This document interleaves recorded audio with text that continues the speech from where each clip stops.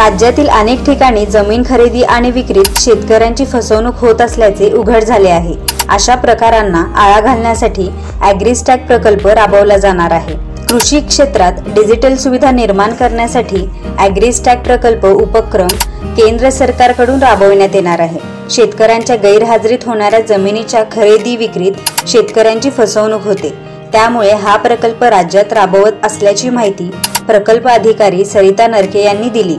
राज्यातील विविध जिल्ह्यांमध्ये जमिनीच्या खरेदी विक्रीचे गैरव्यवहार होतात, यामध्ये मोठ्या प्रमाणावर शेतकऱ्यांची फसवणूक होते। ही फसवणूक रोखण्यासाठी ॲग्रीस्टॅक प्रकल्पामार्फत शेतकऱ्यांच्या जमिनीला त्याचा आधार क्रमांक आणि भू आधार क्रमांक जोडला जाणार आहे।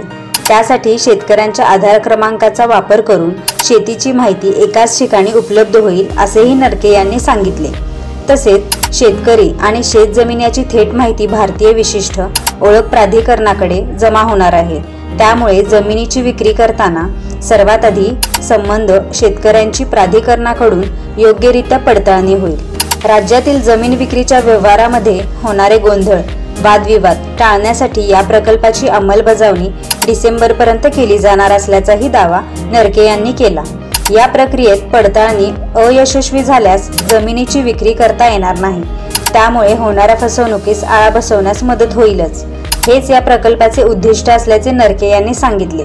तसेच शेतकऱ्यांना वैयक्तिक सेवा पुरवणे, कृषी पद्धतीची कार्यक्षमता सुधारणे आणि तंत्रज्ञानाच्या मदतीने शेतकऱ्यांचे उत्पन्न वाढवणे व कृषी क्षेत्राचे आधुनिकीकरण करण्याचा हेतू प्रकल्पाचा आहे।